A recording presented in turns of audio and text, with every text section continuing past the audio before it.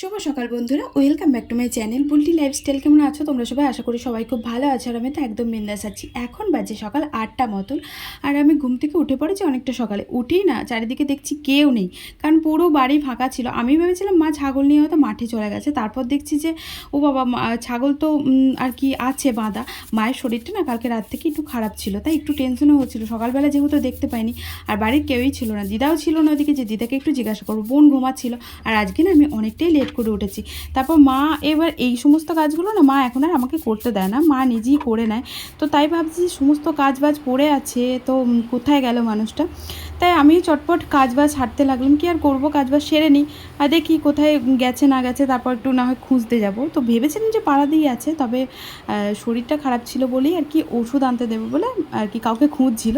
অনেক ভাইটাই আছে তো পাড়াতে, ওদেরকে আর কি দেবে বলে। আমি যেহেতু ঘুমাচ্ছিলাম তাই আমাকে আর বলতে পারিনি। আর কালকে রাতে ওষুধ খেয়েছে কিন্তু কমেনি, যেন প্রচণ্ড পরিমাণে গ্যাস হয়ে গেছিলো। তাই ভাবলাম যে থাক, আমি না হয় কাজকর্ম করিনি। ওইদিকে কাজ করতে করতে দেখছি মা চলেও এসছে। চলে আসার পর তো অনেক বকা দিলাম, কারণ সকালবেলাতে না ঘর ফাঁকা দেখলে, মাকে না দেখতে পেলে মনটা অনেক খারাপ হয়ে যায়। তো ছাগল নিয়ে চলে যাওয়ার আগেও কিন্তু মা আমাকে সাড়া দিয়ে যায়, কিন্তু আজকে না কোনো রকম সাড়াটা কিছুই দেয়নি, চলে গেছে বেরিয়ে পাড়া দিয়ে। আর তার জন্য আর কি। আর এদিকে সমস্ত কাজবাজ সেরে আমি একটু করলাম, ছোলা চিটকি, তাই তোমাদেরকেও দেখালাম। তো আমি না খুব একটা ভালো করতে পারি না, মা খুব ভালো করতে পারে। তবে মায়ের শরীরটা খারাপ ছিল, তাই আজকে সমস্ত দায়িত্ব আমারই পড়েছিল, কাজের দায়িত্ব। আর খাবার দাবার করে এখনও স্নান করিনি, ভাবছি যে এই সবজিগুলো কেটে টেটে দিয়ে তারপর স্নান করতে যাবো। রান্না তো বাবা আমার হাতে খুব একটা খেতে চায় না, তাই রান্না আমি করব না। আজকে ওই ঝিঙে পোস্ত হবে আর একটু কলাইয়ের ডাল হবে, যেহেতু আজকে গণেশ চতুর্থী, তারপরে আবার ওদিকে নিরামিষ, কারণ শনিবার, তার জন্য।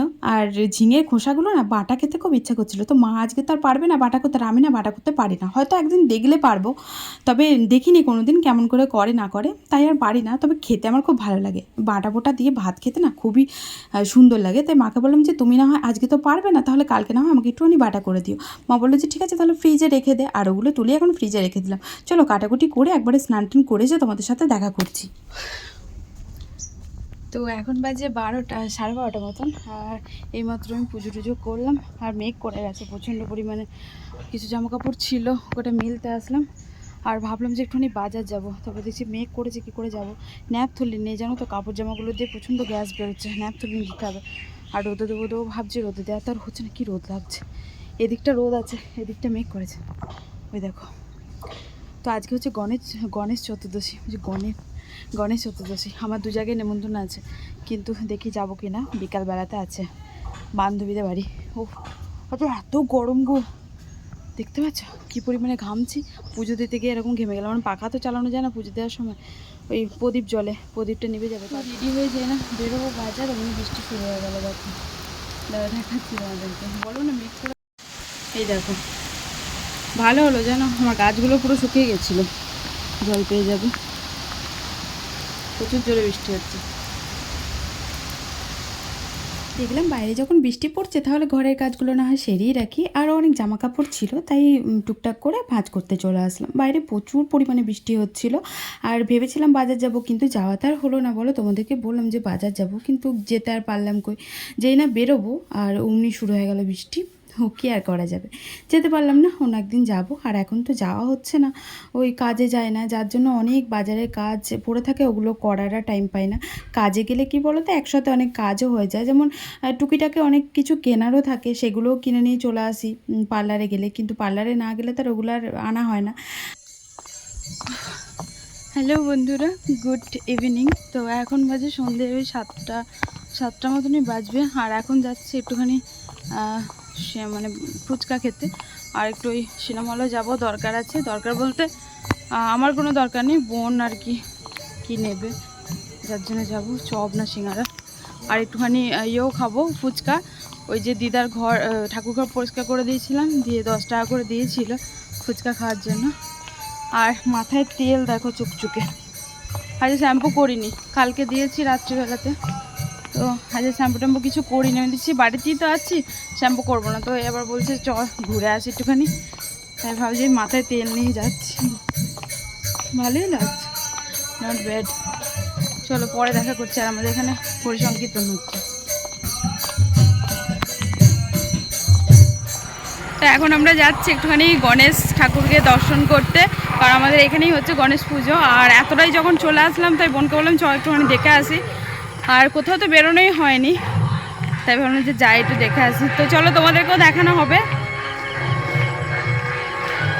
কপিরাইট আসবে। টাটা।